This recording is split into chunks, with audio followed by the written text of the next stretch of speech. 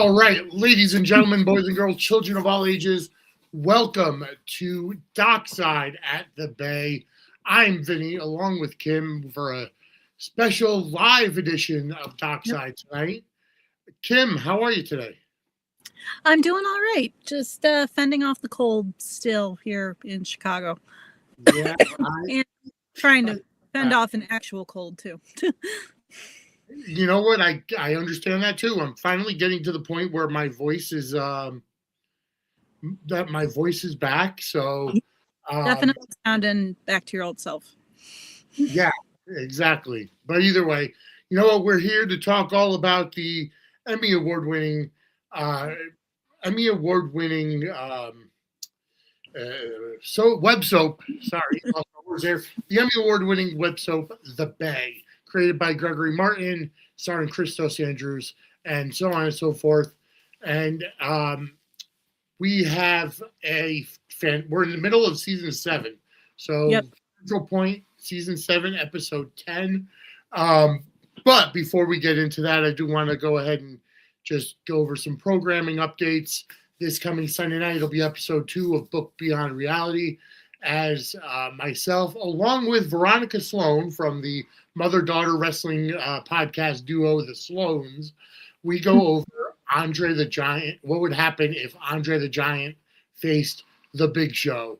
So that'll be on Sunday night, 8 p.m. Eastern, right where you're watching this right now. Also, Suds News comes back this coming Monday, 8 p.m. Eastern time as well. Angela had some internet issues this past week, then just had a very bad week full of bad luck. So it seems to be going around. So we will be back Monday with that. This coming Saturday is the Royal Rumble, 2 p.m. Eastern, emanating from Riyadh, Saudi Arabia. So it'll be 2 p.m. Eastern time here. So it's going to be a nice early day. But either way, that's some of the programming updates. The show Buzzness is up and running. It's the website that Angela's been working hard on. So we're going to be contributing to that along with the rest of the Gimmick Table Media Group. So keep an eye out for that, and just watch for all of the articles coming out from that website. All right. So season 7, episode 10 of The Bay. It was an eventful episode. It was. It definitely was. Short as usual. I think after credits and then just kind of, more credits. I think in total it was 17 minutes, maybe. I think the total runtime was about 25 minutes. Yeah. But in terms of actual content, it flew by as usual, but it was definitely action packed. I think one of the things that I find myself a little annoyed at watching it as we are binging it every week or whatever, is that the constant amount of flashbacks to what previously happened. I get it in the moment because of how the Bay kind of came about, and they never knew which streamer or network that they were going to be on. So they had to kind of set the tone and be like, hey, this is what's been going on. Yeah. We're here to catch you up a little bit. Here's what you missed on last week's, things like that. But when you are binging it, I've noticed this too. It's I don't need the previously on. I just watched this. I know exactly what just went down. I don't need this. But, nature of the time, I get it. But, no, I mean, this episode, it kicked off with, we hear from Lex, and we're kind of, bridging the gap between Puerto Rico and Bay City a little bit, just kind of catching up on what's going on in both places. Pete asked for an update on Sara, and Lex obviously wants to know what's going on with the whole, search for Vivian, Daniel, etc. So they're just trying to update each other and keep each other in the loop. And I love the relationship, just nice father, son, they're both action hero guys, but at the end of the day, they're just trying to, check in with each other and make sure that, and just trying to, establish their teams and, be there for the people that they love. Cause we have Lex, who was all just, trying to stay with Sara, and then he's got Sophia who's kind of helping out as well. But and then we have Pete trying to wrangle his guys and wrangle RJ at the pool. Yeah. Which, a little bit of lighthearted humor to, outweigh the fact that, like, yeah, they're on a rescue mission right now. But yeah, no, RJ's just chilling down by the pool. And you could also look at, and the one thing that I really want to say that I've noticed about the Bay, just if you look beyond the characters of Lex and Pete, if you look at Tristan Rogers and Christos Andrews, it's almost like a handing of the torch, a passing of the torch of soap opera action hero. Because, I mean, if you think about Tristan Rogers, of course, he's played different characters on different soaps and stuff. But if you look at him on General Hospital, as Robert Scorpio, one of the absolute best, WSB agents and, action heroes getting into the action. And it's kind of funny. After the passing of Tony Geary, a lot of clips were surfacing of like old clips with Luke and with Robert Scorpio, kind of like teaming up. And there was even like this one clip that I saw, and it was showing like them, like they must have just been like goofing around on set or something. It was kind of like some bloopers were included and stuff but you could just they were like the young hotshot action heroes running around saving the world, doing all that stuff. And it is kind of like passing the torch a little bit, because we cut with the Bay, like, we see all these guys like kind of almost like Avengers assemble, trying to like, to rescue their loved ones and everything like that. But it's kind of nice to see that like kind of soapy tradition of like, the guys stepping in to, rush in and save the day, the handsome. Oh, and for what it's worth, a lot of gratuitous shirtless scenes. Granted, they were in Puerto Rico, but like, my goodness, I mean, and I can honestly say I appreciate that. Another soapy stereotype, which, hey, I'll take it. So, I mean, and just kind of finishing my thought was that from, Tristan Rogers to Christos Andrews, as we see Pete Garrett as that new adventure-seeking hero for the soap opera, and I got to give it to, again, I got to give it to Christos, who stepped it up, because not only is he playing a dual role, he's playing, a hero, main hero and villain. Because, when we see these twin storylines, whether it's Ryan and Kevin or Anna and Alex, or, I mean, hell, Drew and Jason, even though, they're not they're not.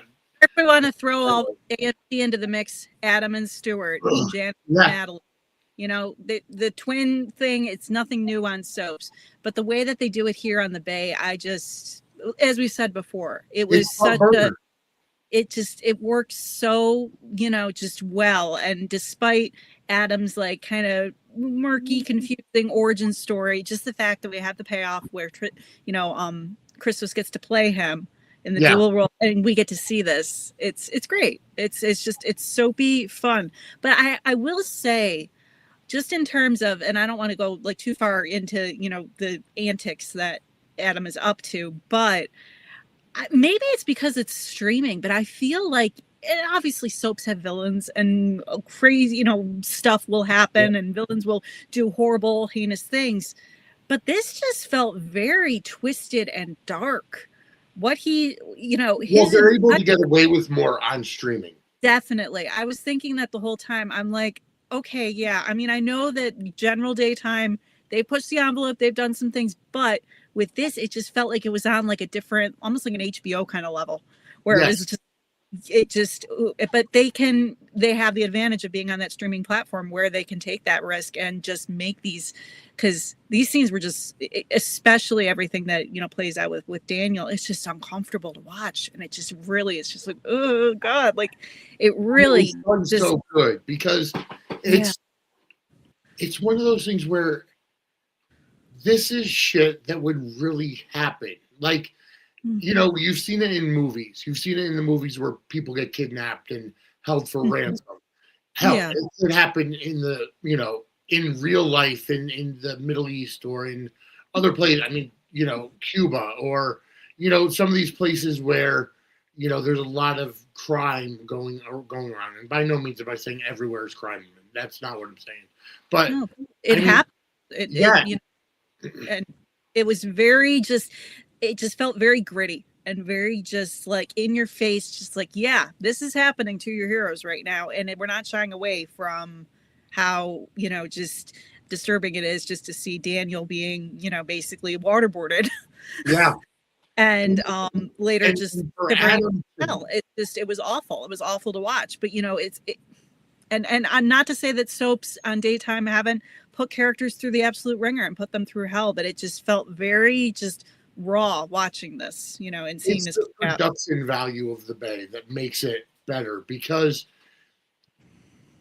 obviously over the years, mainstream soap operas, whether it's, ABC, CBS, whatever you want to call it, their budget has gone way down. They haven't been able to provide, the on location. So true. You know what I mean? Because you take any kind of soap opera, let's say General Hospital, and you have a major supervillain on there and they kidnap somebody. They have Anna Devane kidnapped right now, GH. She's in a room.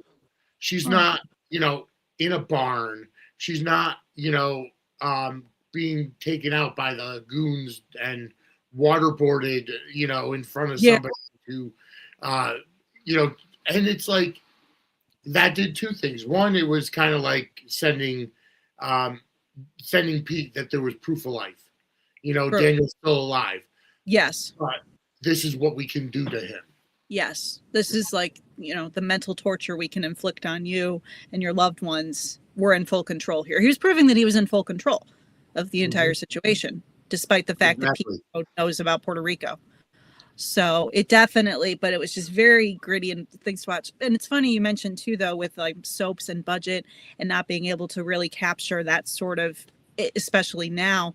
I will say the one time with Days, when I went back and was watching clips and episodes from, I want to say it was like 2006, 2007, somewhere in that era, they still had some budget to play with. Now they have nothing.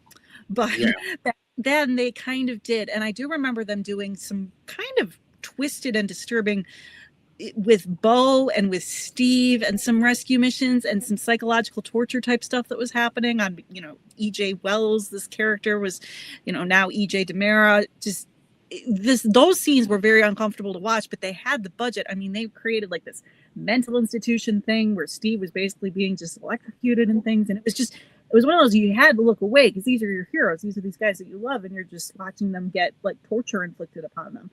And I was getting flashes to that, but it's like the fact that Days hasn't really been able to, yes, they've had storylines where there's characters that have been like, kidnapped and in precarious situations, but compared to what they were able to do in like, the 2000s, mid 2000s versus now, it's night and day. So being able to see the Bay actually have that ability, like you said, with the production value, the fact that they're on streaming, the fact that they can just create this narrative that just really gets under your skin and freaks you out. And, and I got to give it that, but I feel like now, like you said, they don't have the capability of the budget. They just kind of have to, work with what they've got, which isn't very much. One thing I have to say about this storyline that's really that I'm enjoying. I'm enjoying the show in general, but one thing I have to say that I'm really looking at it as a positive of this story is the Tamara Daniel dynamic. Yes. Yes. For the longest time, we've said it before, Tamara's kind of like the black sheep of the family. She's the one that's not really, I don't want to say she's not welcome, but she's made her mistakes. She's made her choices in life, but she's also not at the Garrett high esteem. Yeah. And frankly, it's like you don't really associate her with it. In previous seasons, it's like she's not the one who's hanging out with Sara and talking with her at the date. She's not the one who was in the guest house, like the honorary. She'd show up at like the occasional party, and like we'd get actually she is a Garrett. Now I remember. But she's been so removed from that versus Daniel, versus even like Caleb, and things like that. So to have her just I mean, the scene where she is watching everything that's playing out and realizes what's happening to Daniel. I mean, kudos Well, to she's forced to take the picture. no, but that act, like her acting in that, Yes, just yeah, the that's expression on her face, her eyes, yep. she was killing it in those scenes. That Those scenes that's so well. Christos' sister, actually. Celeste Yes. Fiona. Their Yes. brother No, and she sister. is, kudos to her because I mean, just the horror on her face as she's trying to like take these photos. It's just like, oh my goodness, you're blowing me away here. Such good acting. And just the way that they did this, instead of just having one of the goons take the picture just to show that they have all the cards. Excuse me. They had Tamara take the picture of her brother being drowned Yeah. in a water naked. Like Yeah. that's just all kinds of humiliating in general. Just it was horrifying to watch. It was just, you know, it just very extreme, very intense, very well acted, very well just, but it felt like something you'd see on like an HBO show. It felt like something you'd be seeing there versus on a, you know, I'd sooner see that on an HBO thing than I would on current daytime in its present state. But that's just, you know, yeah. No, but it's absolutely fantastic. The way that, you know, we give Gregory Martin his kudos all the time, you know, on this show. And and not to mention the actors that are involved, whether it's Eric Nelson or Christos or Celeste or you know, Mike Manning or, you know, I don't forgive me, RJ's character Kajij. I can't remember what it is, but you know, just the way that they're portrayed in this episode, in this show, even Summer, you know, her bubbliness, bouncing personality coming in with the wedding dress. Silver. I'm sorry. Wait a minute. Summer. Who am I missing here? No, but those scenes were great too. And also kudos to Karuche. Yep. Yes, because she made it seem like the beaming smile that she was giving Silver, that, you know, Vivian was just trying to, like, you know, oh, we're maid of honor, we're soul sisters, we're girlfriends, you know, just she was really selling it, you know, just really trying to, you know, create that bond so she could get more information, obviously. And obviously she gets found out, but the way that, like, she was just all like smiling and beaming, oh, we're soul sisters though, you can tell me anything. Very good acting, you know. Vivian's a good actress. Yeah, but it's the way that she tried to get, you know, to get the information out, or to get her to undo her restraints. That was just so fantastic, because what are they going to do when she has to get into her dress? They have to cut her, you know, cut her loose. Silver looked like, you know, ready and willing until she started thinking, oh, but it'll make Adam mad, and Adam gives me money, and then she just, and I have to say that line that she has, what was it? Like, you're asking so many questions. You're really, really bad. Like, that was almost like bone chilling. I was just like, like, this chick is like flighty and cuckoo and crazy, but she's scary too. And then she's like, oh, I'm off to target practice now. And but it's also like it kind of gives you the vibe where she has that personality where she's easily manipulated. As we can tell, she's working for Adam. Like, ooh, something shiny over here. Oh, something to distract. It's like, ooh, squirrel. Yeah. A little bit. Exactly. But the way it's been taught to her that if people have questions, they're bad. You know what I mean? Like, she knows, you know, she's hearing the conditioning she's been on the receiving end of, as far as Yep. Pretty messed up. But, you know, I will say too, and I think we mentioned this before, all the villains and like the henchmen that they've appointed to Adam, very distinct characters. It's not like just your typical like goons, you know, these especially with Silver, it's like, you know, you got this crazy woman running around with these rainbow dreads wearing this crazy dress. She's just a very unique character to have as, like, you know, the right hand, like, you know, and we have Logan, obviously, which is he's a little bit more, you know, expected, but to have her in the mix too, and just, you know, sitting there on the dock watching everything play out, you know, all smiling and just like along for the ride with it. Just, she was, you know, just a very unique character, considering she's just kind of she reminds me of Sherry Moon Zombie's character in House of a Thousand Corpses. Have you ever seen it? Well, you're not a big horror person. No, I can't say that I am, but Rob Zombie's first foray into horror, and Oh. his wife Sherry Moon Zombie played.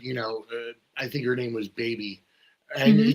she had that bubbly personality with that dark Yeah. side, and Bubbly that's what and dark, Silver that reminds me of. that definitely describes everything that we see from Silver in this episode. And even like the exchange between her and Logan, like the two of them do have chemistry. Yeah, It's their own little weird when she twisted was my little commenting shoulder about when she over. was commenting about Daniel, Yeah. Daniel being naked and his manhood. Sounds Yeah. like that should be a segue for Online Lori. stuff. Yeah, just very, just and it does establish though the humiliation. You wonder at the beginning of that sequence, okay, he's shirtless, is he completely stripped down? And they make it abundantly clear, like, oh yeah, no, full on, they just want to Oh humiliate. yeah, And it drives that home with a humorous line, but it's just like, oh god, okay, he is actually just completely stripped down now and getting tortured. This is awful. and it's the other mind game that Adam plays is afterwards when Daniel's back in the Yeah. barn, and he's just kind of sitting in the fetal position, like getting his bearings back. He's Yeah. naked, he's humiliated in front of his sister, and his face put into the water, and Yeah. then Adam just comes in and just calmly tells him, I'm in charge now. You're loyal to me. And then he kisses him. Yeah. This is going to sound a little, I'm not sure if you ever watched the show Homeland, but Showtime show on, a number of years ago, but still the first season of that show, one of the best I've ever seen. But they do have a lot of, characters who are tortured prisoner of war, main character in the first season getting tortured.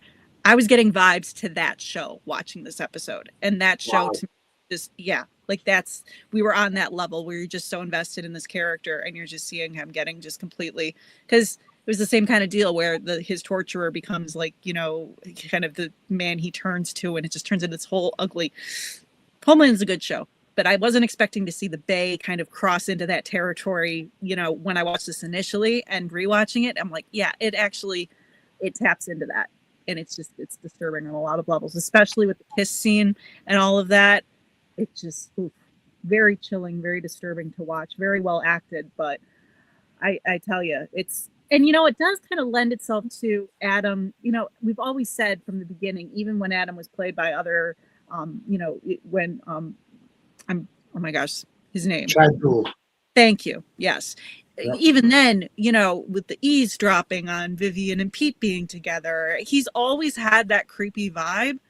They still bring that in with they still have that like creepy sort of sexual sort of overtone with this character that just like it crosses into territory that just gets really disturbing really fast. And they've kept that thread throughout.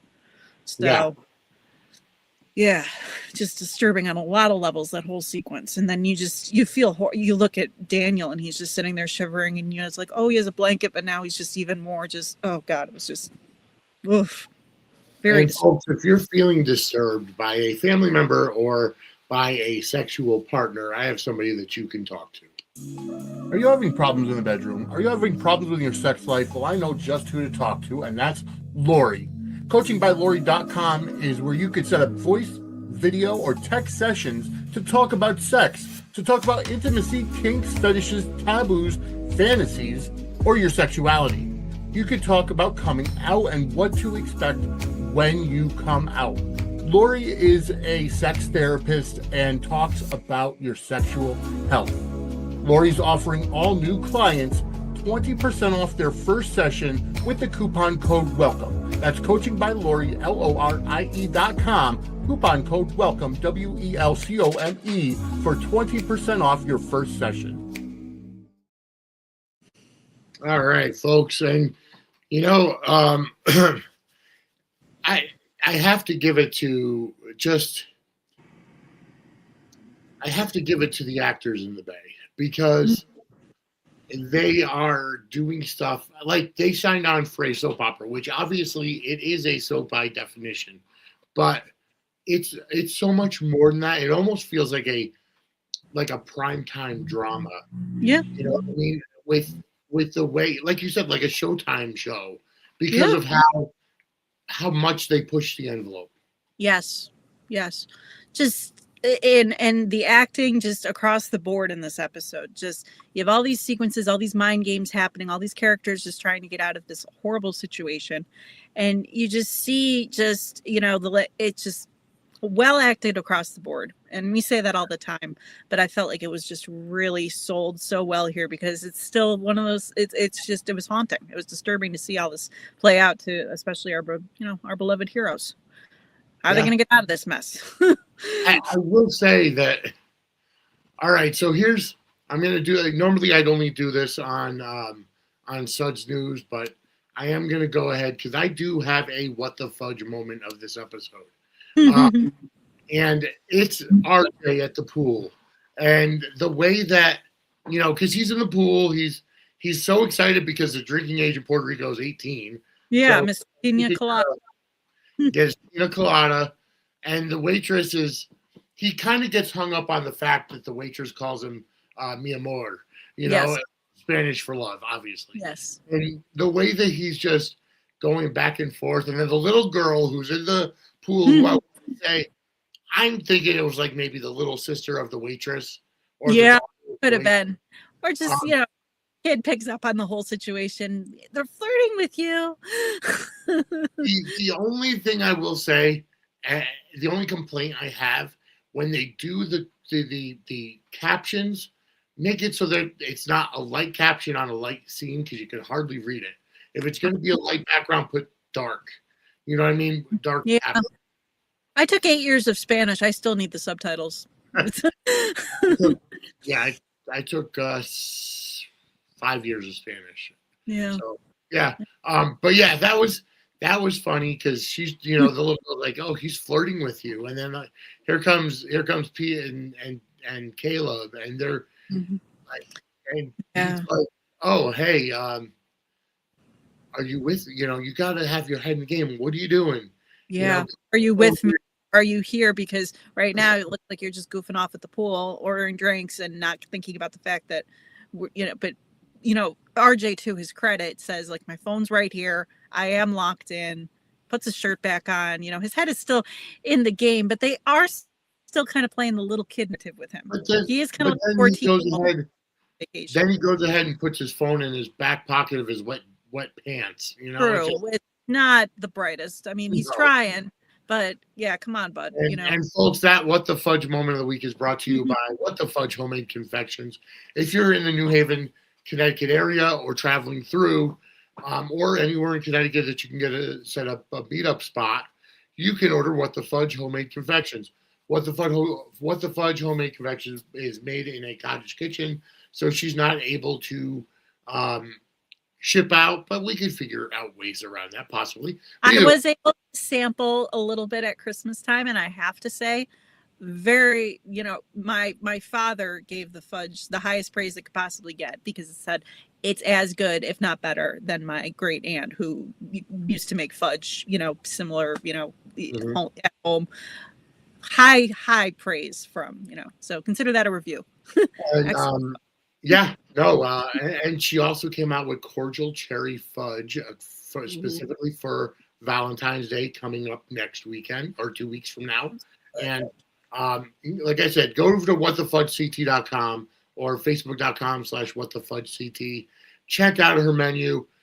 Like I said, if you're able to do a drop-off spot in Connecticut, go ahead and get that set up and buy some fudge for your sweetheart. Give her, she's also got biscotti too, and that's fantastic as well. So check that out. Again, whatthefudgect.com, facebook.com/whatthefudgect.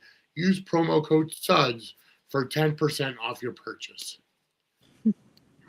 RJ, he's kind of caught between that youthful innocence and youthful wanting to be part of the team, but still wanting to have fun.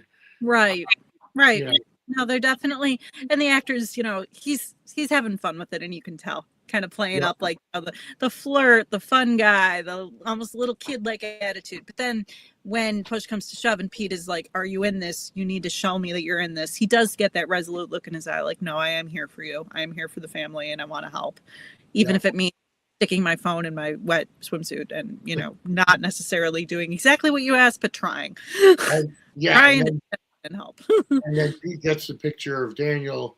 And Yes. Philip sees it and he's like, okay, we're going to Cordero right now. He doesn't even, I appreciated the fact that he didn't actually show, like Caleb didn't get a good visual of it because it's just like, we didn't need that extra layer of just traumatic, you know, seeing him react. And Pete knew that as well. He knew like, you know, showing this will not accomplish anything. We know it's Daniel. We know we need to get back, but showing this to you right now is just going to, because you just see Caleb frozen in the background, just completely just, your heart breaks. Oh, absolutely. I mean, Mike Manning is a fan. You know, we've talked to him on this podcast. Mm-hmm. Mike Manning is a fantastic actor, and he's able to portray his feelings so well on camera. Oh yeah, just you feel all the anguish that he is in that moment. And, you know, Pete knows it too. And Pete knows that, you know, showing him a photo of his, you know, husband just being, you know, humiliated and degraded in that sense wouldn't do any good to anybody. Yeah.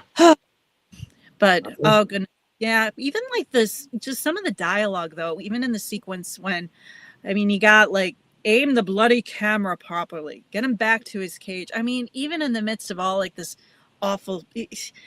He gets in some of the best lines, and I know I've said this before, but some of Adam's one-liners and some of the stuff that comes out of that man's mouth. To be fair, it's kind of like the Bond villain because you know he's witty, he's charming, he's got charisma, and he's got the British accent. Yeah. So the way that he says, like it's like British, almost shifting into like Australian. Either way, though, it was very just yeah. No, it's and the way use that bloody camera, hold that bloody camera still, and there's superhero brothers on the way. We don't have much time, and even like something called someone a slag, which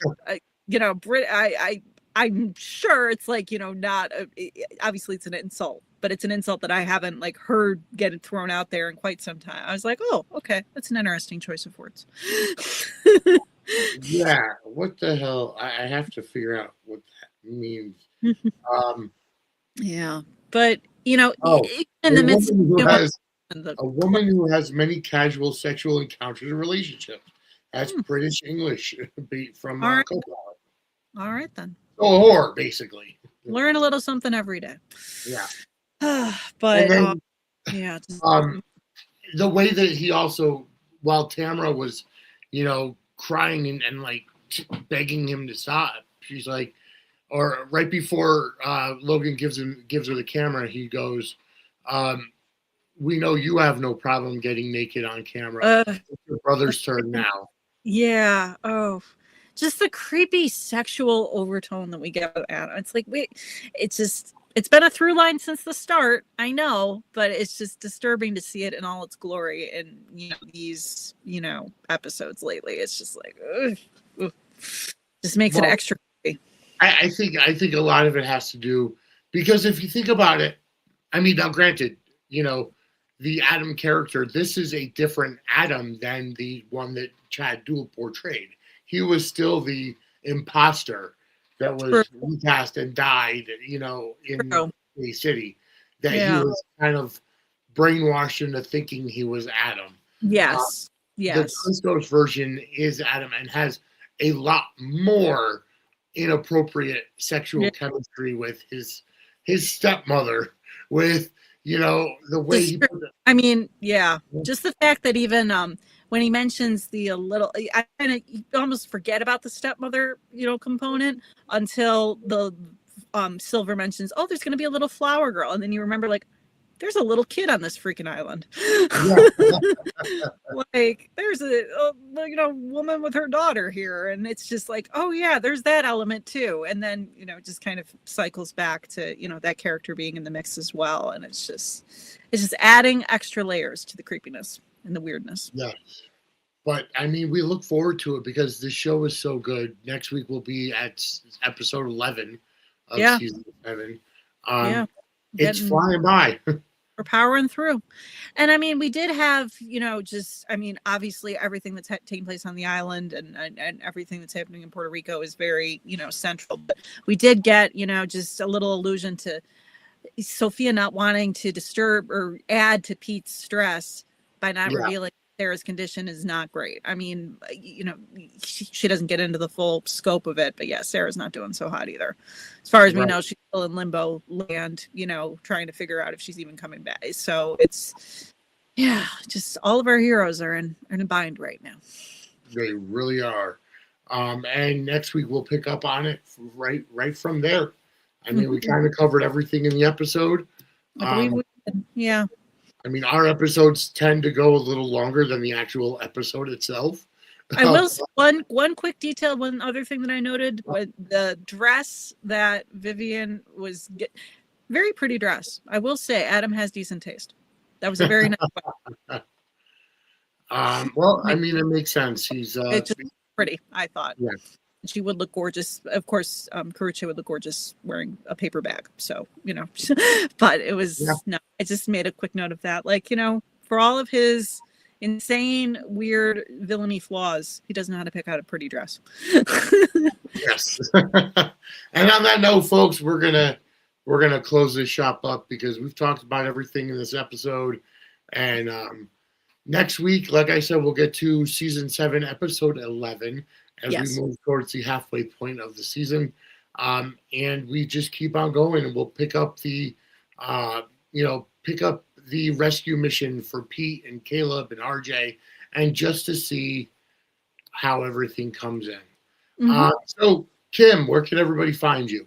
So I'm Misfit8690 on Twitter. I'm a Little Misfit 52 on YouTube as well as on Instagram. So feel free to follow me there for chatting about soaps or whatever strikes your fancy. All right, fantastic. As always, you can find me on Twitter and Facebook at Vinny Suds. On Twitter, our network account on Twitter is at Suds Media. That's normally where I'm tweeting out of. Also on Instagram and Threads, it's at Suds and Squared Circle. On TikTok and Twitch, we are at Suds_media.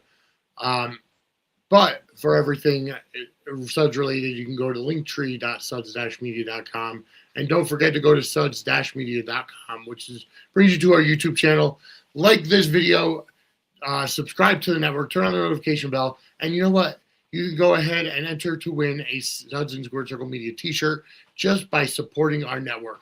On any of our videos where you see the monetization box, the little super box, it's a $sign in a box. Click that, support the network. Every super chat, super thanks, super sticker that comes in is an entry into our monthly giveaway for a Suds and Squared Circle Media t-shirt. And it's going on for the entire year, every month. So we will hold the drawing live on Suds News.